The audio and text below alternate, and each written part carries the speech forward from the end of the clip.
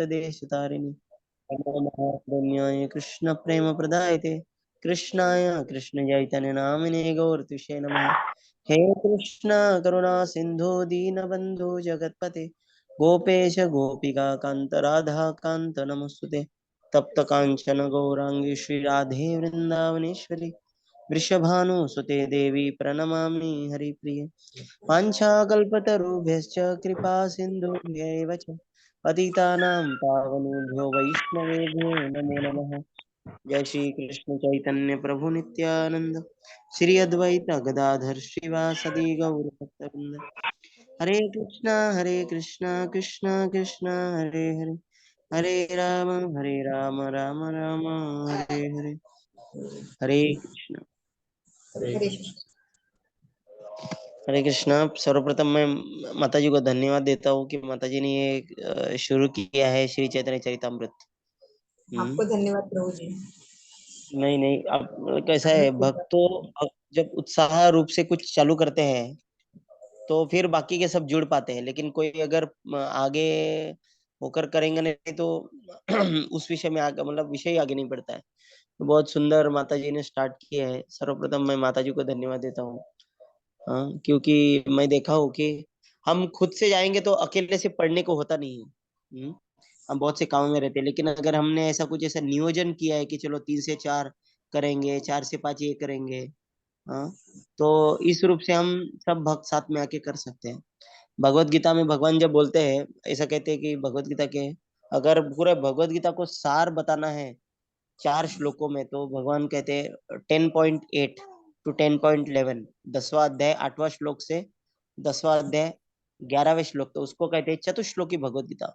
उसे भगवान पहले ही श्लोक में 108 मतलब 10.8 श्लोक में कहते हैं सर्व हम सर्वस्य प्रभो मत्ता सर्वम प्रवर्तते इति मत्वा भजन्ते वाम बुधा भाव समन्वित। भगवान कहते हैं कि जिसको समझ गया कि मैं ही सब कुछ चीजों का कारण हूँ, सब कुछ मेरे से ही आ रहा है, वो मेरी भक्ति बहुत पूरे भाव से करता है।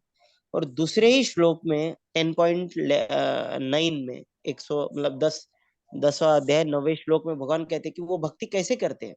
हम्म, भक्ति कैसे करते हैं। मत चित्ता मत गत प्राणा बोधयंत परस्पर कतयंतश्च माम नित्या तुष्यन्ति च रमन्ति च। हम कहते हैं कि हम भक्ति कर रहे, तो हमको भक्ति करना मतलब महत्वपूर्ण उसका अंग है कि भक्त साथ में आकर भगवान के प्रति क्या कर रहे हैं। मच्चिता मत गत प्राणा बोधयंत परस्पर। बोधयंत परस्पर मतलब क्या कर रहे हैं, एक दूसरे को वो कह रहे हैं, मेरे विषय में बोध दे रहे हैं भक्त। तो हमको ये सिर्फ क्लास नहीं रहेगा, वो चर्चा भी रहेगी, किसी को कुछ याद है बता भी सकते हैं। हाँ, बोधयंत परस्परता कथयंतश्च माम नित्या, मेरे विषय में एक दूसरे को मेरी कथा बताए थे।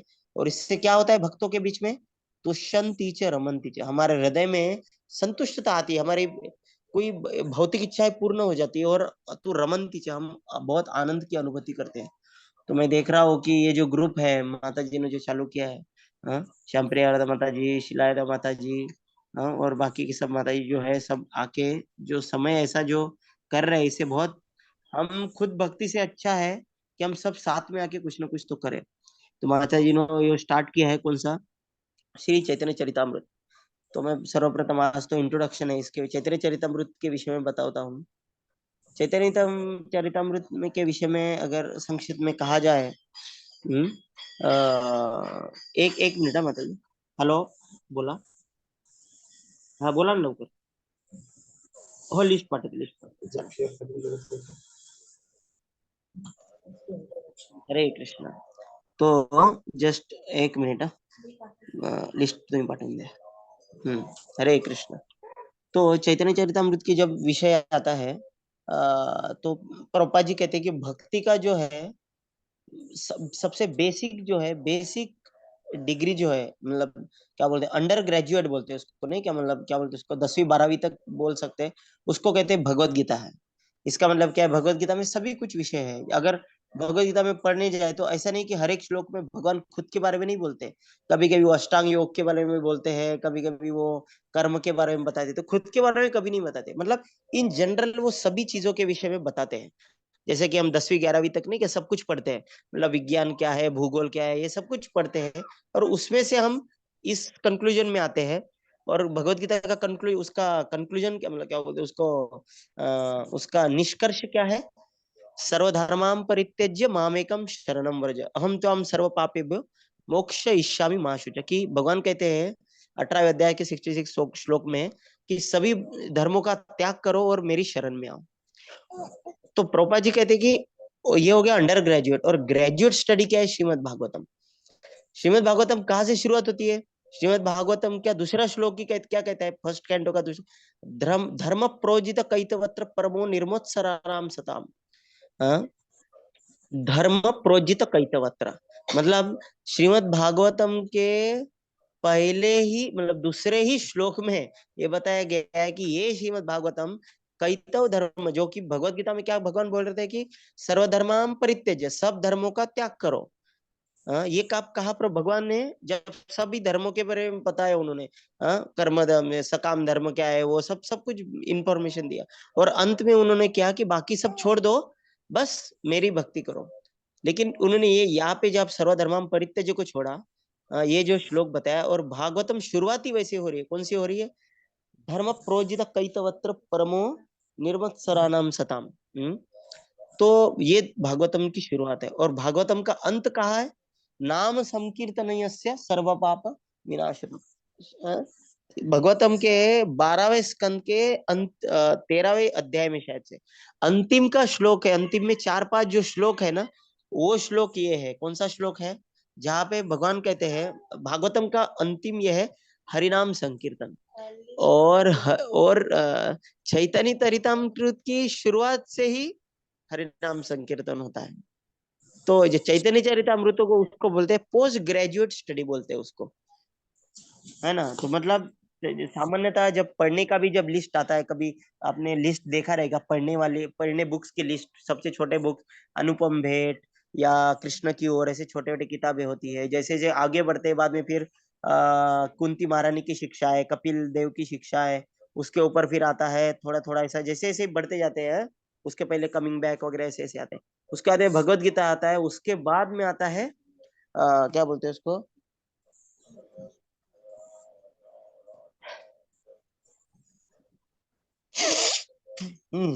तो उसके बाद में आता है उसके बाद में आता है भागवतम। और भागवतम के बाद में आता है श्रीमद् चैतन्य चरितामृत। तो हमको समझना पड़ेगा कि हमारे आचार्यों ने और हमारी परंपरा में चैतन्य चरितामृत को बहुत ही ऊंचा स्थान दिया है। मतलब ऊंचा स्थान क्यों दिया है? मतलब पहले हमको कुछ जो बेसिक जो चीजें हैं वो आना चाहिए भगवत गीता के। जैसे भगवत गीता का मूल आधार क्या है? हमारे इंद्रियों के ऊपर नियंत्रण कैसा करना चाहिए, मन के ऊपर नियंत्रण कैसा करना चाहिए। हम मतलब एक आम हमको एक अच्छा पापों से मुक्त रहित व्यक्ति, और हमको कैसे काल कर्म से कैसे डरना चाहिए, ये हो गया भगवत गीता का बेसिक। उसके अंदर भागवतम में क्या आता है कि भक्ति कैसे रूप से करना है, किन किन भक्तों ने कैसे कैसे रूप से भक्ति किया है। और चैतन्य चरितामृत में क्या आता है? हम भक्ति कर रहे हैं, लेकिन भक्ति में मतलब बाकी भक्तों ने कैसे किया है, और उसको गहन अच्छी तरह से भक्ति कैसे कर सके। इसका मतलब हमें भक्ति करते समय भक्तों के साथ कैसा व्यवहार करना है, ये सब चीजें, ये चीजों का सार है चैतन्य चरितामृत। चैतन्य चरितामृत अगर सार में अगर बताया जाए कि वो क्या है, कि भक्त एक दूसरे से कैसे व्यवहार करते हैं, अगर ये हमको जानना है, वो कहाँ पे जान सकते हैं हम? चैतन्य चरितामृत में जान सकते हैं। जैसा मतलब कैसे भक्त एक दूसरे कैसे बात करते हैं, मतलब भक्ति के विषय में बहुत ही गहन। अब भागवतम में देखे जाए तो बहुत संक्षिप्त रूप में, मतलब भगवत गीता में तो केवल इतना बताया कि भक्ति करना चाहिए, यही सार है।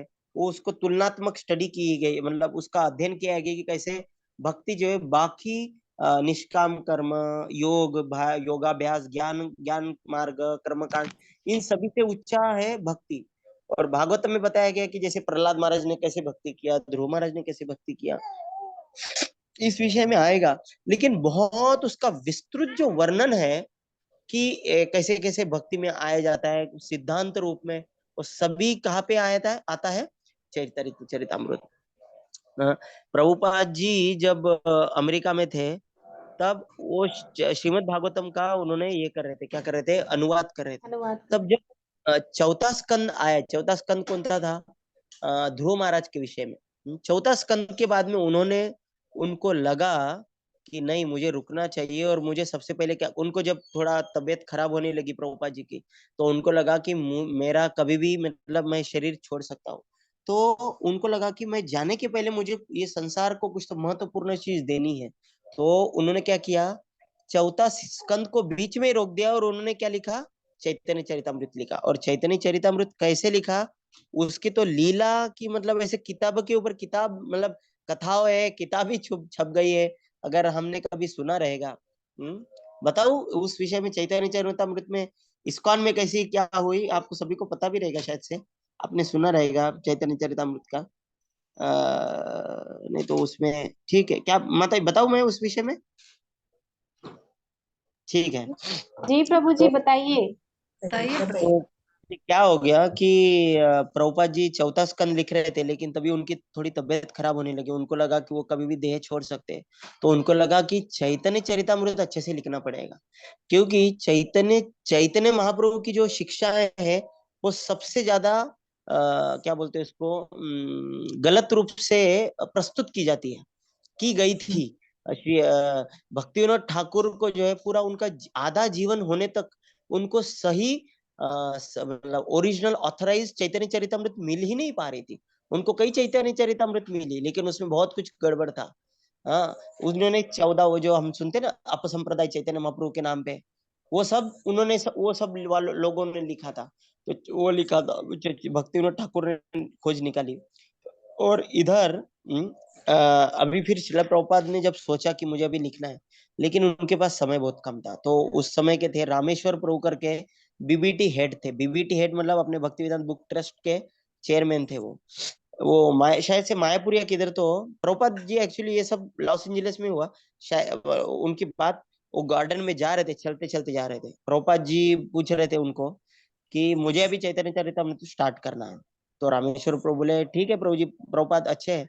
तो प्रभुपाद ने पूछा कि अभी क्या चल रहा है, स्पीड क्या चल रहा है। वो बोले कि प्रभुपाद 2 महीने में एक किताब, एक वॉल्यूम हो रहा है भागवतम का। अभी आपको पता रहेगा कि एक स्कंद में 3-4 वॉल्यूम रहते हैं। हाँ? जैसे तीसरे स्कंद में 3-4 वॉल्यूम है, ऐसा है। तो प्रभुपाद जी बोले 2 महीने में एक बुक। प्रभुपाद, वो रामेश्वर प्रभु जी बोले कि हाँ प्रभुपाद, उसमें पेंटिंग है, बहुत कुछ करना रहता है, बहुत भक्त मेहनत कर रहे हैं, फिर भी उतना ही हो पा रहा है। 2 महीने में एक एक किताब ही छप पा रही है। ये एक किताब छप पा रही है, मतलब उसके कई प्रिंट हो सकते हैं, लेकिन पहला जो रहता है ना वो एक पब्लिश हो पा रही है, ऐसे कह रहे हैं। प्रोपा जी बोले नहीं, मुझे, प्रोपा जी ने कोई कहा मुझे चैतन्य चरितमृत छापनी है, तो वो कितना, 17 वॉल्यूम में छापना है। तो 17 वॉल्यूम छापना है, तो 17 वॉल्यूम के लिए कितना महीना लगना चाहिए। तो तो देखिए 2 महीने में एक बुक छपती थी, तो प्रभुपाद ने फिर 17 बुक को 2 महीने में छापने के लिए बोला। कितने महीने में, कितने दिनों में, 2 महीने में। वो जैसे ही वो प्रभुपाद जी, हाँ, तो जैसे ही प्रभुपाद जी ने ये कहा 2 महीने में मुझे चाहिए, तो रामेश्वर प्रभु बोले, पहले पहला शब्द मुंह से उनका उनके निकला, इम्पॉसिबल। प्रभुपाद जी बोले वो बोले impossible, Prabhupada it's impossible. Prabhupada बोले impossible is in the word, is a word in fools dictionary. ये इंग्लिश में बहुत बड़ी कहावत है कि नामुश्किल, ये नामुश्किल, ये शब्द जो है मूर्खों की शब्दकोश में आता है। Impossible the word in fools dictionary, ऐसा प्रभुपाद बोले और चलने लगे। और मानिए जब गुरु का आदेश आता है तो कुछ आगे पीछे कुछ नहीं हो सकता। तो रामेश्वर प्रभु, प्रभुपाद जी मॉर्निंग वॉक पे थे, वो चलते रहे, प्रभुपाद जी और उनके जो ताफा रहता था उनका, प्रभुपाद जी का जो मतलब सब परसेंट, वो आगे चले गए, और इधर रामेश्वर प्रभु एक स्तब्ध हो गए, उधर खड़े रह गए। मतलब 5-10 मिनट वो उसी जगह पे खड़े रहे, मैं क्या सुन रहा हूँ, क्या मैं जादू सुन रहा हूँ, जादू ही सुन रहा हूँ, कुछ समझ नहीं आया उनको। फिर बाद में फिर से प्रभुपाद जी से मिले, और प्रभुपाद जी बोले नहीं, मुझे कभी भी मुझे मेरी शरीर कभी भी मुझे गारंटी नहीं है, और मेरे पास समय बहुत कम है, इसलिए कुछ भी करके मुझे 17 किताब 2 महीने में ही छापना है। ऐसे जब उन्होंने सुना, उसको उनको समझ नहीं आ रहा था ऐसा कैसा हो सकता है। तो फिर प्रभुपाद जी ने इसलिए फिर उन्होंने एक कहा, इसका मतलब क्या बोलते, प्रभुपाद जी बहुत होशियार थे, क्योंकि अमेरिकन लोगों में बहुत रजोगुण होता है, मतलब रजोगुण सभी में ही होता है, लेकिन जो शहरों के जो लोग होते हैं उनमें रजोगुण होता है। तो रजोगुण वाले लोगों को काम करने के लिए क्या करना पड़ता है, कंपटीशन ला सकते हैं। तो प्रभुपाद जी ने क्या किया, सबको कंपटीशन लाया। वो क्या करते थे, जो जो मंदिर में सबसे ज्यादा किताबें बेचेंगे, उस मंदिर में मैं उस महीने के लिए रुकूंगा।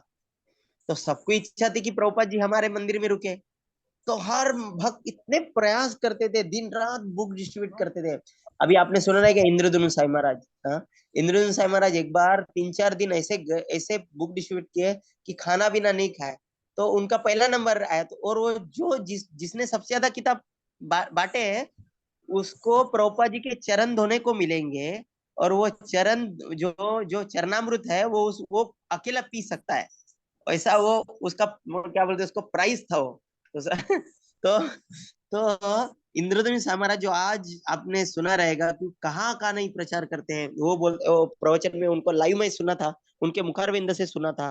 वो बहुत, अभी मैं उस विषय में नहीं जाऊंगा। वो बताते कि कैसे उन्होंने प्रयास किया और कैसे वो प्रभुपाद का चरणामृत लेके पूरा इतना कम से कम 5-6 लीटर रहेगा। महाराज ने उस समय प्रभु जी थे, घटाघट घटाकर ऐसा पी लिया और बोल रहे थे कि इतना मैं रूप से माया के साथ खेलता हूँ, फिर भी मुझे माया से कुछ प्रभावित नहीं होता है। शायद से मतलब मेरा उस में वही मुझे से शक्ति मिली है। 3 महाबल ये शब्द आएगा ना चैतन्य चरितामृत, कि भक्त भुक्त अवशेष भक्त धूलि, ये चरणामृत जो है वो शक्ति 3 महाबल है करके। तो ऐसा होता था। तो इधर प्रभुपाद जी क्या बोले, अगर लॉस एंजलिस में हमारा पहला बीबीटी का पहला ये था, क्या बोलते हैं इसको, हमारी प्रिंटिंग प्रिंटिंग प्रेस हुई थी। इस्कॉन की प्रिंटिंग प्रेस हमारे खुद की जो हुई थी, हो गई हुई थी, खरीदी थी, वो लॉस एंजलिस में थी।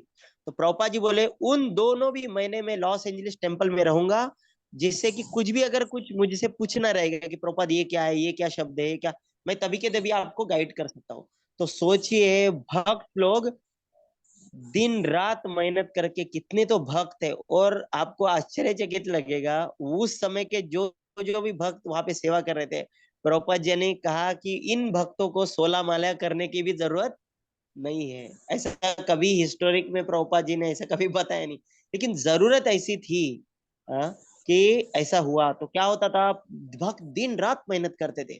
एक दयामृत स्वामी महाराज करके, वो उनसे मैं लाइव सुन रहा था कि मतलब जब भक्त वो दिनों की याद करते कि वो 2 महीने कैसे गए, वो बोलते थे कि एक भक्त सोने जाता था, एक भक्त मतलब ऐसा नहीं, मतलब ऐसा हमको पता ही नहीं चला कि दिन क्या है, रात क्या है, कब सो रहे, क्या कुछ नहीं, लेकिन गुरु की सेवा में ऐसे मग्न हो गए थे।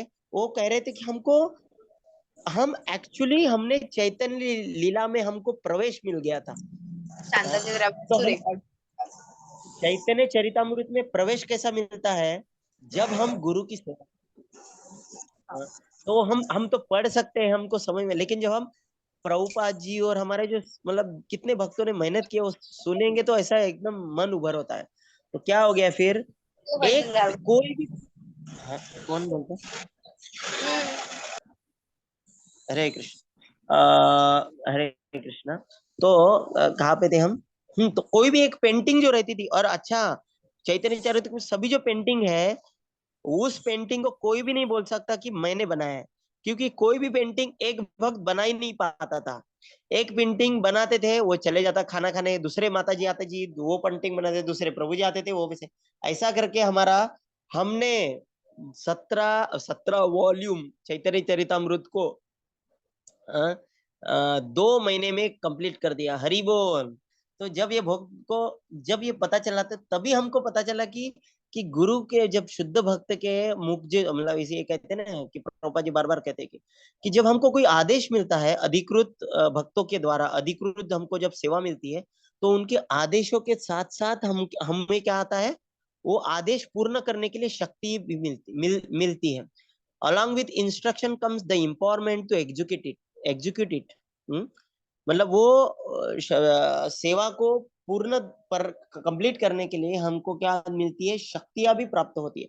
अगर हमें एक अधिकृत आदेशों से मिला है। अधिकृत मतलब क्या है, मतलब जैसे इस्कॉन में अधिकृत मतलब क्या हो, जो गुरु महाराज है, गुरु महाराज ने एक विशिष्ट भक्तों को करते कि नहीं ये मेरा प्रतिनिधि करेंगे, ये मेरे प्रतिनिधि, वो प्रतिनिधि बोलते कि ये मेरा। जैसे कोई सेवा किसी को अधिकृत रूप से दी जाती है, तो वो अधिकृत रूप से जब हमको सेवा मिलती है उनके तरफ से जब आता है, तो गुरु परंपरा से वो हमको शक्ति मिलती है। तो ये चैतन्य चरितामृत की महिमा है। तो चैतन्य चरितामृत हमारे लिए बहुत ही महत्वपूर्ण है। कि जैसे ऐसे कहते हैं ना कि चैतन्य चरितामृत क्या है, कि भगवान भगवत गीता में भगवान भगवान ने कह दिया कि सर्वधर्माम परित्यज्य मामेकम शरणम व्रज, सभी मेरी भक्ति के में सब कुछ छोड़ दीजिए और मेरी शरण में आ जाइए। भगवान ने वेट किया बहुत साल, मतलब 5,000 साल पहले भगवान ने ये श्लोक बोल दिया। भगवान बोले मैंने तो बोल दिया है कि सब मेरी शरण में आए, मेरी भक्ति कीजिए। लेकिन वो देख रहे थे कोई लोग आगे आ ही नहीं रहे थे, कोई भक्ति कर ही नहीं रहे थे ज्यादा। तो अंत में एक एक मिनट हाँ, लवकर बोल,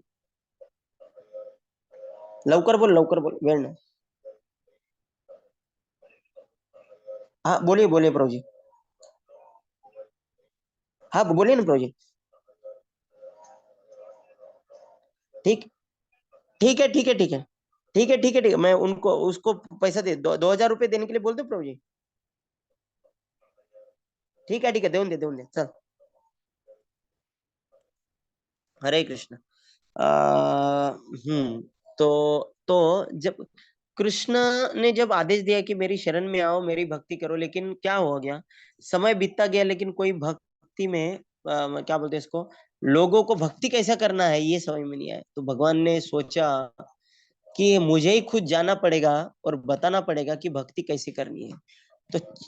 तो उन्होंने इसलिए चैतन्य महाप्रभु के रूप में अवतार लिया। उनके विषय में तो और बहुत कुछ आएगा, लेकिन ये समझ, मतलब इसका मतलब चैतन्य चरितामृत हमको बताती है कि भगवान ने खुद के क्या बोलते हैं उसको, खुद के बर्ताव बर्ताव से खुद के लीलाओं से बताया कि कैसी भक्ति करनी है और किस ऊंचे स्तर पर जा सकते हैं, कैसे भक्तों से बर्ताव कर सकते हैं, बता सकते हैं। मुझे एक जस्ट एक एक अंश, मतलब एक मेरे को याद आया कि एक बार क्या हो गया, चैतन्य महाप्रभु अंत लीला में बहुत महाभाव में जाते थे, मतलब एकदम बहुत ही उनको याद आती थी कृष्ण की। तो एकदम वो रोते थे, कभी कभी अपना गाल दीवाल को घिसते थे। ऐसा हे कृष्ण, बहुत उसको कहते हैं, बहुत प्रेम होने के बाद भी महाभाव में आते थे। प्रेम के ऊपर बे ऊपर प्रेम के ऊपर प्रेम के ऊपर भी बहुत सारी स्तर है। हम तो सिर्फ प्रेम तक जा सकते हैं, लेकिन उसके ऊपर भी स्तर है। तो चैतन्य महाप्रभु उसका अनुभव करते थे। तो भक्तों ने क्या सोचा कि चैतन्य महाप्रभु कभी कभी प्रेम के इसमें, कभी कभी गंगा समुद्र में जाके डुबकी मार ले, मतलब चले जाते थे, कभी कभी किसी भी कुछ भी कर लेते थे। इसलिए उन्होंने एक भक्त को हमेशा उनके बाजू में रखते थे। तो एक भक्त क्या था, रात को उनके पास उनके एक एक उनको रखवाली, मतलब सिक्योरिटी जैसे रखा था। तो महाप्रभु एक बार पूरे महाभाव में थे और आगे वाला जो भक्त था वो रात को रुका, लेकिन वो भी एक भक्त है। कुछ समय के बाद उसको नींद आने लगी। तो जब महाप्रभु ने देखा कि उसको नींद आ रही है, तो महाभाव में होने के बावजूद भी महाप्रभु ने अपने महाभाव से वो तुरंत निकल उठे। और वो उसको उस समय बहुत ठंडी थी, उस भक्त के ऊपर उन्होंने कंबल ओढ़ दिया। ये मैं एक प्रभु जी से सुन रहा था कि हमको लगता है कि जब हम जितनी हम प्रगति करते जाएंगे, जितना हमको भगवान से प्रेम होता जाएगा, हमको कुछ लेना देना कुछ नहीं है। नहीं, वैसा नहीं है। चैतन्य महाप्रभु अपने खुद के उदाहरण से बता रहे हैं कि चाहे आप महाभाव की भी अनुभूति क्यों नहीं कर रहे हो, लेकिन सबसे पहले क्या है, हमें हमारा प्रेम व्यक्त किनको करना है, दूसरे भक्तों के प्रति प्रेम व्यक्त करना है। उनके क्या, उनको कंबल लग रही है, उनको कंबल दिया चैतन्य महाप्रभु के। हाँ ऐसा, मतलब एक ऐसा एक उदाहरण है कि कैसे खुद के जीवन से चैतन्य महाप्रभु ने बताया कि कैसी भक्ति करनी है। अभी आते हैं चैतन्य चरितामृत इस ग्रंथ के ऊपर। उसमें 3 भाग है। जैसे भागवतम में जैसे क्या बोलते हैं उसको, क्या बोलते हैं उसको, भागवतम में 12 स्कंद है, वैसे ही चैतन्य चरितामृत में 3 भाग है। उसको बोलते हैं आदि लीला, मध्य लीला और अंत्य लीला। आदि लीला मतलब जो चैतन्य महाप्रभु के पहले का लीला, नवद्वीप लीला। मध्य लीला मतलब चैतन्य महाप्रभु जब संन्यास ले लेने के बाद में ज्यादातर वो साउथ इंडिया का ही पार्ट आ गया, मतलब जब वो दक्षिण भारत की यात्रा करते हैं। हाँ, और मैं आगे बताएंगे कैसे कैसे, और क्या बोलते हैं उसको। और अंतिम जो अंत्य लीला है वो है जगन्नाथपुरी की लीला, मतलब अंत्य लीला हो गई। ये 3 लीला हो गई। और इसके जो रचयिताकार है उनका नाम है कृष्णदास कविराज गोस्वामी। इनकी भी सुंदर कथा है कि कैसे वो उनके भाई जो है, उन भाई भाई ने थोड़ा अपमान किया चैतन्य नित्यानंद प्रभु का, तो उनको डांटने लगे। जब डांट रहे थे, अभी लीला ठीक है वही, मतलब डांट रहे थे तो उन्होंने बोल दिया कि कभी अगर कोई बोलता है कि क्या था, नित्यानंद प्रभु अवधूत जैसे रहते थे, मतलब सोना पहनते थे, और जैसे सामान्य साधु जैसे रहते वैसे नहीं रहते थे। तो उनको समझ पाना बहुत ही कठिन था। तो इसलिए क्या होता था, कोई कोई लोग चैतन्य महाप्रभु को मानते थे लेकिन नित्यानंद प्रभु को अपमान करते थे। तो ऐसा हुआ। तो इधर फिर वो उन्होंने थोड़ा वाद विवाद हुआ, तो कृष्णदास कविराज गोस्वामी ने समझाया उनके भाई को कि नहीं, चैतन्य महाप्रभु को अगर मान रहे हैं तो नित्यानंद प्रभु को भी मानना ही पड़ेगा। और उसके बिना मतलब वो हाफ, मतलब अर्ध कुकुट न्याय हो गया। मतलब मतलब मुर्गी का, मतलब सिर्फ अंडा देने वाली मुर्गी चाहिए लेकिन दाना खाने वाली मुर्गी नहीं चाहिए, ऐसा नहीं चलेगा, ऐसा उन्होंने कहा।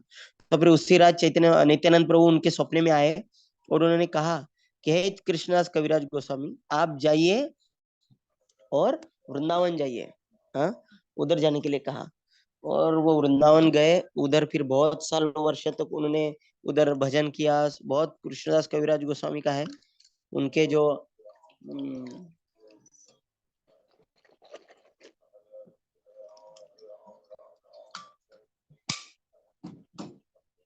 उनकी बहुत सारी लीला है। लेकिन क्या हो गया, एक समय में सभी भक्तों को लगा कि चैतन्य चरितामृत के विषय, चैतन्य महाप्रभु के ऊपर कोई किसी ने तो ग्रंथ लिखना चाहिए। इसके पहले भी एक ग्रंथ था, उसका नाम था चैतन्य भागवत। आज भी है, चैतन्य भागवत है। लेकिन प्रॉब्लम क्या हो गया, चैतन्य भागवत में जो है महाप्रभु की आदि लीला बहुत है। चैतन्य भागवत मतलब कौन है, वही है जो वो जो है हम कहते हैं ना, कौन आचार्य, वेद व्यास जी के जो अवतार है, अ, भूल के, किसी किनको याद है? अद्वैत अ, अ? अद्वैत आचार्य प्रभु जी।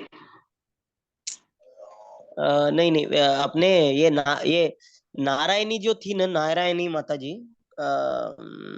एक मिनट में भूल गया, मैं भी भूल गया बहुत दिन। नारायणी माता मतलब क्या हो गया, जब चैतन्य महाप्रभु ये कर रहे थे ना, महाप्रकाश लीला। कभी महाप्रकाश लीला आपने सुना रहेगा कि चैतन्य महाप्रभु ने एक साथ 21 प्रहर लिए, मतलब 21 प्रहर, मतलब शायद 21 घंटे की जो लीला थी वहां पे उन्होंने नवद्वीप में लीला होगी। उस समय एक छोटी बच्ची भी थी, उसका वो 4 साल की बेटी थी, उसका नाम था नारायणी। तो नारायणी आगे जाके बहुत महान भक्त बनी, और उनके ही सुपुत्र थे कृष्ण। ठीक है, उनका नाम अभी आ जाएगा चैतन्य चरितामृत में। कृष्णदास कविराज गोस्वामी उनको ही पहले चरण, मतलब उनके ही वृंदावन वंदन दास करते हैं। ठाकुर का है। हाँ, yes yes yes, perfect perfect. Vrindavan Das Thakur, Vrindavan Das Thakur. हाँ, तो वृंदावन दास ठाकुर जी ने जो लिखा था, तो उनका वो जो ये है, वो जो ग्रंथ है उसका नाम था चैतन्य भागवत। लेकिन चैतन्य भागवत कहा कि सबसे ज्यादा जो लीला है वो क्या है, लीला वो लीला है नवद्वीप की सभी लीला है। लेकिन उन्होंने जो आगे की जो लीला है वो कुछ लिख नहीं पाए, क्योंकि ज्यादा मटेरियल, मतलब उनके पास मतलब शायद से मतलब कुछ जानकारी नहीं रहेंगी, क्योंकि वो नवद्वीप वासी थे। और इधर क्या हो गया, फिर सभी भक्तों की इच्छा थी कि चैतन्य महाप्रभु की मध्य लीला और अंत्य लीला भी बहुत काफी विस्तृत रूप से की जाए। आज भी हम अगर देखेंगे तो चैतन्य भागवत केवल एक ही ग्रंथ है, क्योंकि इसे ऐसा छोटा किताब है, मतलब ज्यादा बड़ा नहीं है। लेकिन बहुत सुंदर वर्णन है, मतलब चैतन्य महाप्रभु की शादी कैसी हो गई, चैतन्य महाप्रभु की वो एक एक छोटी छोटी लीला बहुत ही सुंदर रूप से लिखे हैं। हाँ, लेकिन उन वही लीला चैतन्य चरितामृत में ज्यादा गहराई से नहीं दी गई है। कृष्णदास कविराज गोस्वामी क्लियरली पहले ही बोल देते कि ये लीला का वर्णन बहुत सुंदर रूप से चैतन्य भागवत में है, इसलिए मैं इस लीला का वर्णन नहीं करूंगा। और बोलते हैं कि ग्रंथ बहुत बड़ा हो जाएगा, इसलिए मैं छोटा ही रख रहा हूँ, ऐसे बोलते हैं बीच बीच में।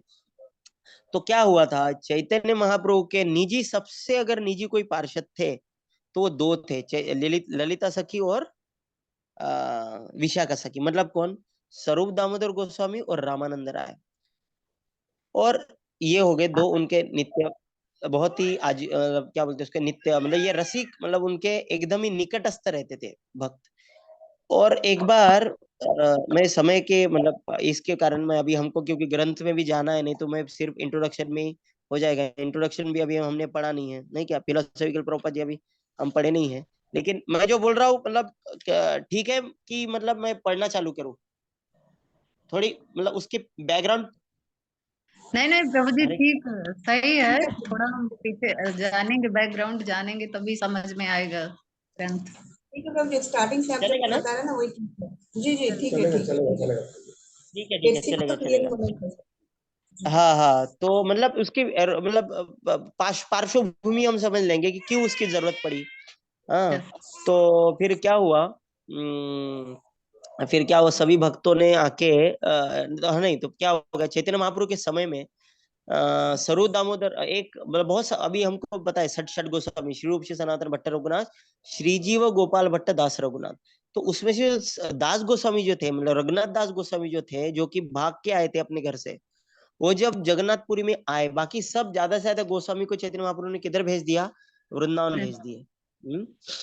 लेकिन इधर दास गोस्वामी जो है, वो क्यों क्यों नहीं भेज सके, क्योंकि वो घर से भाग के आए थे। उनको चैतन्य चरितामृत मतलब चैतन्य महाप्रभु की चरण में ही रहना था, और थोड़ा उनको मतलब प्रोटेक्शन में भी रहना था कि कहीं उनके माता पिता जी फिर से वो उनको उठा के ना लेके जाए, इसलिए उधर ही चैतन्य चरित मतलब जगन्नाथपुरी में रहे। तो जब वो आए तो चैतन्य महाप्रभु ने उनको रूप स्वरूप दामोदर गोस्वामी का पर्सनल असिस्टेंट बनने के लिए बोल दिया, मतलब उनका दास। उनको इसलिए बोलते थे, उनको बोलते थे स्वरूपेरे रघु, मतलब स्वरूपेरे रघु, मतलब ये स्वरूप दामोदर गोस्वामी का रघु है।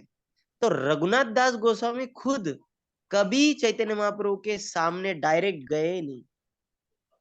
हमको कभी कभी लगता है ना भक्तों के बीच में कि हम डायरेक्ट महाराज जी के पास या डायरेक्ट वरिष्ठ के पास जाते हैं, लेकिन हमारे भक्ति के मार्ग ही ऐसा कि सबको लगता है कि नहीं, मैं मतलब मैं इतना पतित हूं कि मैं डायरेक्ट नहीं जा सकता, मैं किसी के भक्त के, जो एक अधिकृत भक्त, ऐसा एक बहुत नम्रता का जो भाव है बहुत सुंदर है।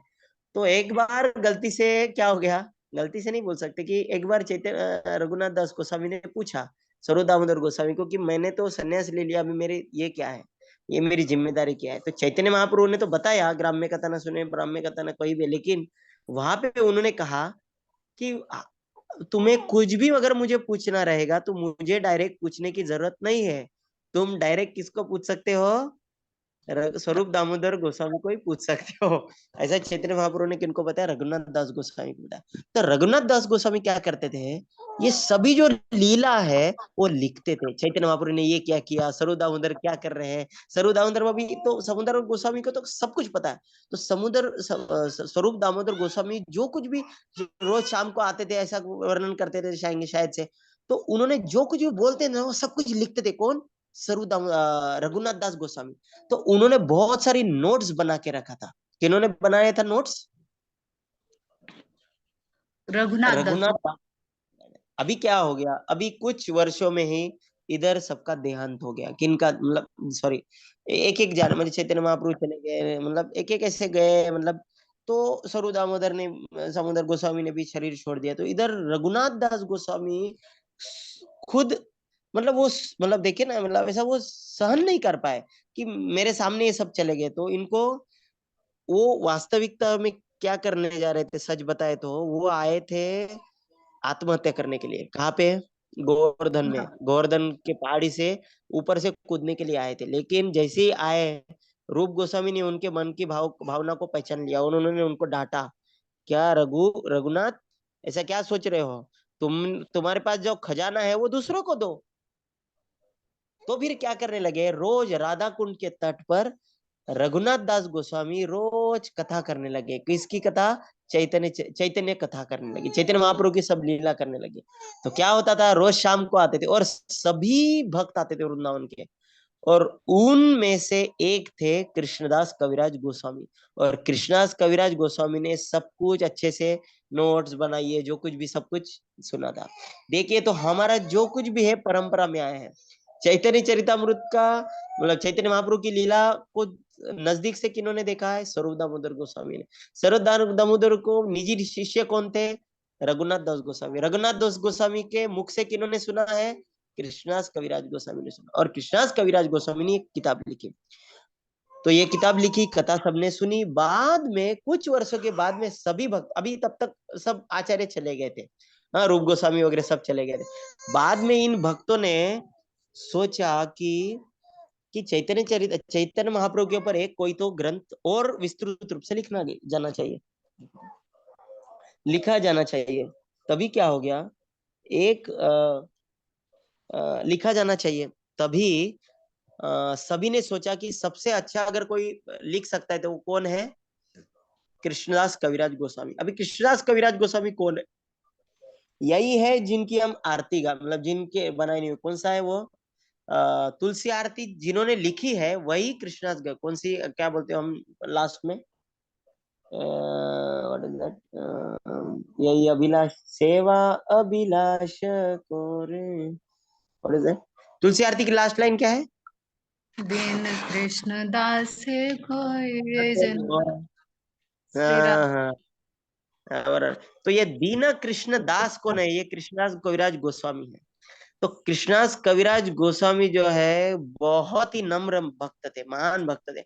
इतने नम्र भक्त थे कि खुद को कभी भी अगर उनके श्लोक पढ़ेंगे आप, तो आपको भी लगेगा इतना तो मैं खुद के बारे में कभी नहीं सोचता। वो बोलते थे कि मैं एक इतना गंदा कीड़ा हूँ, खुद को बोलते थे। मेरे अनंत हृदय में का द्वेष है, ये है, मतलब हमेशा बहुत ही नम्र थे। तो उनको जब ये आदेश मिला कि किताब लिखे, तो आपको मैं बताने का मतलब ये करूंगा कि उनकी उम्र थी 90 साल। कितनी उम्र थी? चैतन्य चरितामृत की जब लिखा गया तब उनका उम्र कितना था? 90 साल। और आश्चर्य ये है कि 90 साल ही नहीं, कि उनको उस समय ठीक से देखना भी नहीं आता था, देख भी नहीं पाते थे। लेकिन उस समय वही थे जो उन्होंने रघुनाथ दास गोस्वामी के मुख से, मुखारविंद से खुद से सुने थे। जब उनको जो सभी वैष्णवों ने आदेश दिया कि चलो आपको चैतन्य चरितामृत लिखना पड़ेगा, उन्होंने पहले तो नहीं बोल दिया, कि मैंने कहा कि नहीं, मैं मतलब क्या हो जाएगा, मतलब खुद ऐसा मतलब नहीं कर दिया, मतलब एक नम्रता के भाव से, मैं मेरी पात्रता नहीं है। लेकिन सभी भक्तों ने कहा कि नहीं, लिखिए। तो फिर क्या हो गया, उन्होंने वो राधा गोविंद जी या शायद से राधा गोविंद जी के मंदिर में गए। उधर के पुजारी थे हरिदास ठाकुर। ये हरिदास ठाकुर वो नहीं है, टोटल हरिदास ठाकुर 3-4 है। एक तो छोटा हरिदास चैतन्य महाप्रभु के समय में, एक हरिदास ठाकुर मतलब नामाचार्य, और एक थे हरिदास, ये जो है हरिदास पुजारी थे। ये थे राधा गोविंद जी मंदिर या कोई तो और मंदिर के पुजारी थे। उनके ये अच्छे, मैं दोनों भी दोस्त थे। उन्होंने वहां पे जाके बोला कि देखिए वैष्णव बोल रहे हैं, मुझे लिखना चाहिए। तो हरिदास जी ने भी उनको बहुत विनती की। तो वैसा हुआ कि उनके लिए जब प्रार्थना कर रहे थे, तभी भगवान के हाथों से एक फूल नीचे गिर गया। तो हरिदास जी ने कहा, देखिए भगवान की भी इच्छा है कि आपने चैतन्य चरितामृत लिखना ही चाहिए। तो फिर उन्होंने लिखना चालू किया। हरिदास चैतन्य चरितामृत की फिर शुरुआत हो गई, उन्होंने लिखना चालू किया। तो आदि लीला ये हो गई, आदि लीला अंत लीला ये हो गई। तो फिर और कुछ चैतन्य चरितामृत किताब हो गया। तो अभी तक हमने डिस्कस किया कि चैतन्य चरितामृत का प्रभुपाद जी ने कितना महत्वपूर्ण दिया, हमारे संप्रदाय में क्या महत्वपूर्ण है। और हम डिग्री भी जो लेते हैं ना, हम देखते हैं अभी सब डिग्री है। सबसे पहले हमारा बेसिक डिग्री कौन सी है इस्कॉन में? भक्ति शास्त्री। भक्ति शास्त्री कौन सा डिग्री है? भगवत गीता, ईशोपनिषद, उपदेशामृत और भक्ति रसामृत सिंधु। उसके ऊपर जब आता है भक्ति वैभव आता है। तो भक्ति वैभव उसमें क्या आता है? भक्ति वैभव में आता है श्रीमद् भागवतम के पहले 6 कैंटो। जब ये कंप्लीट होता है उसके बाद में आता है भक्ति सिद्धांत, नहीं भक्ति वेदांत है। भक्ति वेदांत। तो भक्ति वेदांत मतलब क्या है, श्रीमद् भागवतम के छठा कैंटो और 7 to 12 12वां कैंटो। और उसके बाद में जब बताए भक्ति सार्वभौम, तो भक्ति सार्वभौम क्या है, चैतन्य चरितामृत के ऊपर डिग्री। तो ये हमारे इस्कॉन की सबसे ऊपर वाली डिग्री है। मतलब कोई बोलते हैं ना, इन्होंने डिग्री की है, उन्होंने एमटेक किया है, उन्होंने पीएचडी किया है, मतलब ये सबसे बड़ी। तो उसी तरह इस्कॉन में सबसे बड़ी डिग्री कौन सी है, वैष्णव सार्वभौम जो है वो है चैतन्य चरितामृत के ऊपर है। ऐसा है, तो इसकी अगाध महिमा है। तो मैं खुद को तो बहुत अब मतलब पात्रता नहीं मानेंगे, लेकिन मैं माता ये ऐसा सोच रहे थे, मैं सोच रहा था कि हम क्या करेंगे, पढ़ेंगे और पढ़ते पढ़ते जाएंगे, और जो कुछ भी मुझे याद है कभी मैंने सुना है, और किसी को भक्त को भी कुछ याद आया, किसी प्रवचन में सुना है, तो उसमें हम बोलते जाएंगे। चलेगा कि मैं पहले जी ही पढ़ के बोलते जाऊं, मतलब आपको क्या लग रहा है? ये मतलब आप पढ़ के यदि बोलते जाएंगे, समझाते जाएंगे तो ज्यादा अच्छा रहेगा फिर। मतलब मतलब हम लेक्चर में पढ़ेंगे नहीं ऐसा वर्ड टू वर्ड? वही वर्ड टू वर्ड, जैसे अभी अच्छा अच्छा, वो परिचय अच्छा रहेगा, हाँ वही। हाँ पढ़ेंगे, जैसे अगर भी कुछ मतलब ऐसा मैं सोच रहा है, पढ़ेंगे और बीच बीच में मैं समझाते जाऊंगा, मतलब जो भी जी मुझे जी याद है। हाँ ऐसा हाँ, चलेगा। जैसे एक ठीक है पैरा माता जी, पढ़ेंगे तो उसमें से आप एक्सप्लेन कर देंगे, फिर उसके नेक्स्ट पैरा पर चलेगा जाएंगे, चलेगा चलेगा माता जी, चलेगा माता जी। पढ़ते भी हम्म जाएंगे, हम्म एक्सप्लेन करते जाएंगे। हम्म, चलेगा माता जी। तो हम कल जैसा फिर आज पढ़ेंगे, फॉरवर्ड पढ़ेंगे, क्या बोलते हैं इसको? जी 5 मिनट वो पढ़ बचा है, लेंगे क्या? परिचय परिचय स्टार्ट कर लेते हैं। अभी तो हाँ प्रस्तावना तो मतलब हो गया, भूमिका हो गया, भूमिका तो लगभग हो गया, परिचय से कर सकते हैं। हम्म, अच्छा अच्छा, हाँ हाँ हाँ, बराबर है। तो परिचय मतलब क्या आ गया? अभी दिए तो अभी ना। परिचय तो बहुत बड़ा है। बहुत बड़ा है परिचय।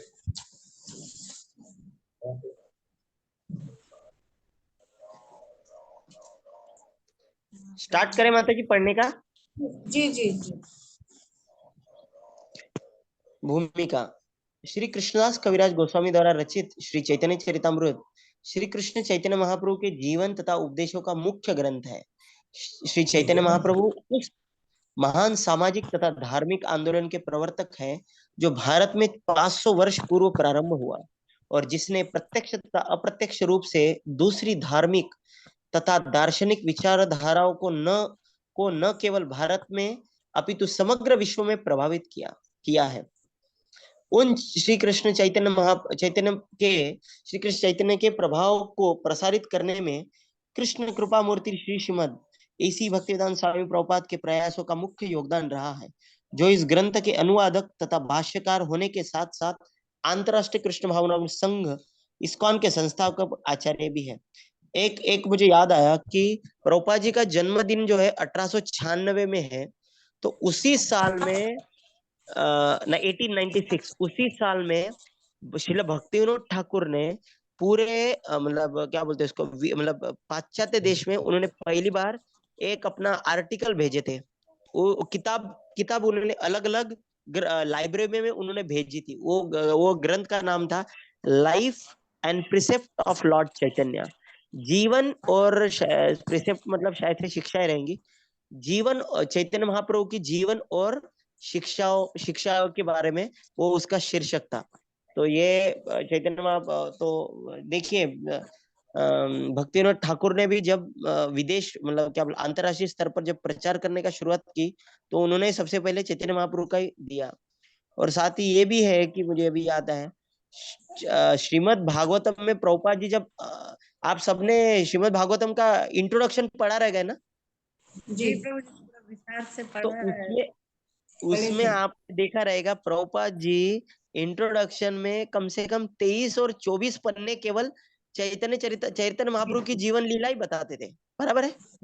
जी जी इंट्रोडक्शन में तो इतना महत्व दिया है श्रील प्रभुपाद जी ने चैतन्य महाप्रभु के इसको चैतन्य महाप्रभु के लीला के जीवन को। आगे आगे का पैराग्राफ कोई दूसरी माता जी पढ़ेंगे?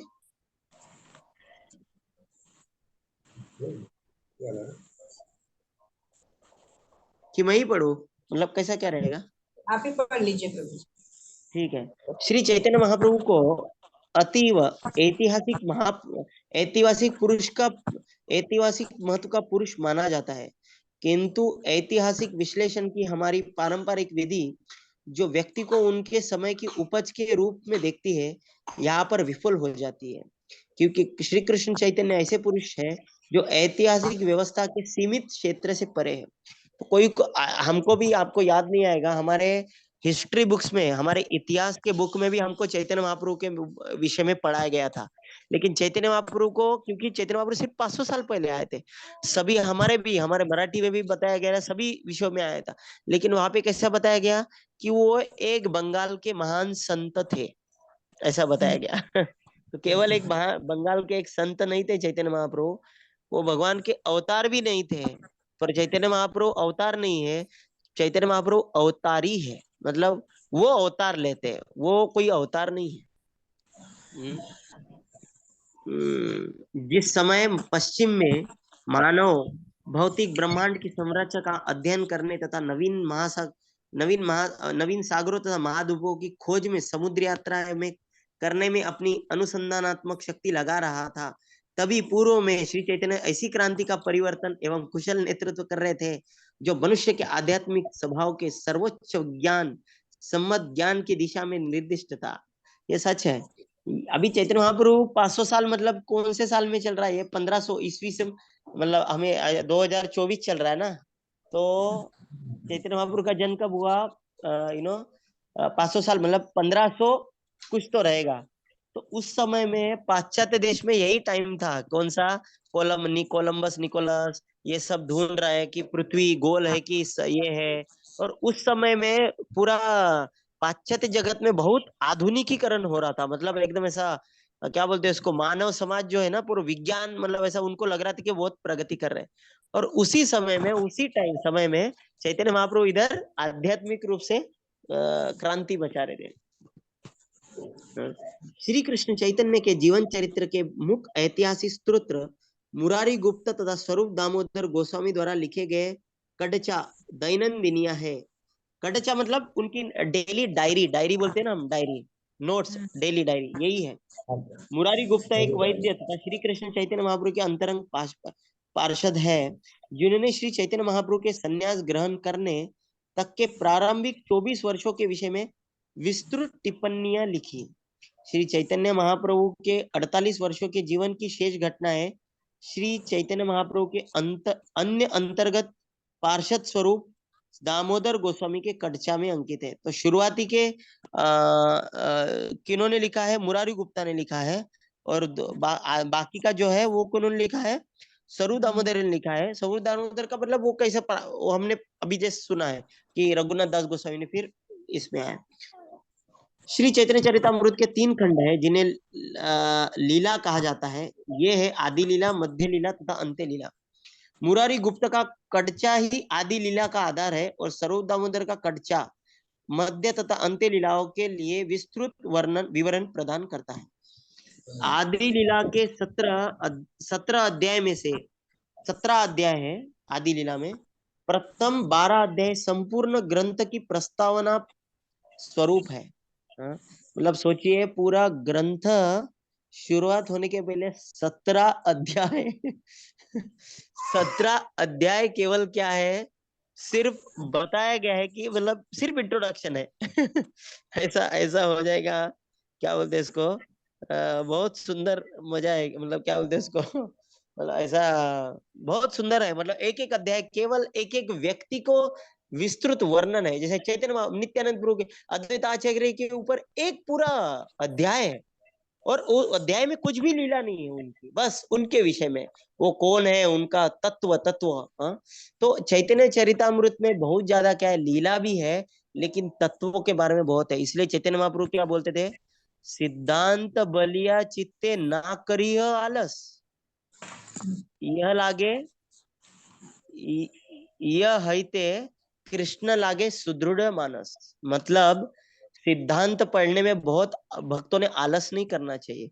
कभी कभी हम देखते हैं ना, जब पढ़ने जाते हैं तो हम सिद्धांत आए तो हम बोर होने लगते हैं। अगर हम कथा चल रही तो बहुत कथा में बहुत हमारा उत्साह रहता है, लेकिन जैसे सिद्धांत चालू हो जाता है हमको नींद आने लगती है। हाँ, तो लेकिन चैतन्य महाप्रभु ने कहा क्या है, सिद्धांत करिए चित्ते सिद्धांत बलिए चित्त ना करिए आलस। आलस नहीं करना चाहिए। क्यों? क्योंकि यह हईते कृष्ण लागे सुदृढ़। अगर हमने सिद्धांत सही से सुना है तो कृष्ण के ऊपर हमारा जो चित्त है वो एकदम दृढ़ता से बैठ जाएगा, एकदम चिपक जाएगा। तो इसलिए हम आगे हम देखेंगे, भले ही थोड़ी लीला है लेकिन बहुत सारा सिद्धांत रहेगा। वो समझने में थोड़ा कठिन है, क्योंकि उसका आधार चाहिए हमको भगवत गीता और भागवतम का। कभी कभी बहुत थोड़ा कठिन रहे, कभी कभी समय में मतलब थोड़ा गड़बड़ हो जाएगा। नित्यानंद प्रभु का तत्व क्या है, चैतन्य महाप्रभु का तत्व क्या है, ये तत्व समझने में बहुत एक एक अध्याय उन्होंने बहुत विस्तृत रूप से बताया। ठीक है, हरे कृष्णा। हरे कृष्णा जी, हरे कृष्णा प्रभु जी। थैंक यू प्रभु जी, बहुत सुंदर आपने इंस्ट्रक्शन किया। अभी यहाँ हम मार्क करके रख लेते हैं, यहाँ से नेक्स्ट फ्राइडे को हाँ बात है, करेंगे। ठीक है ठीक है ठीक है। थैंक यू प्रभु जी, बहुत धन्यवाद। अगली बार शायद शेयर भी हो सकता है। पीडीएफ तो है, पीडीएफ से पढ़ सकते हैं। पीडीएफ शेयर कर सकते हैं अगली बार। पीडीएफ सबको मिल गई रहेगी ना, वो ग्रुप में डाल दिया है माता जी ने शायद। मैंने पीडीएफ डाला है प्रभु जी ग्रुप में, अभी सबको मिल गया है पीडीएफ। ठीक है चलेगा। थैंक यू प्रभु हरे जी। कृष्ण। हरे हम सब कृष्ण। 3 बार प्रभु जी के लिए हरि बोल बोल के धन्यवाद करेंगे। हरि हरि बोल, बोल, हरि बोल, हरि बोल, हरि बोल। थैंक यू प्रभु जी, बहुत बहुत धन्यवाद। आज प्रभु जी की कृपा से चैतन्य चरित्र चालू हो गया है। कृष्ण दंडवत प्रणाम सभी हरे भक्तों को। कृष्णा प्रभु जी, दंडवत प्रणाम। प्रणाम। हरे कृष्ण।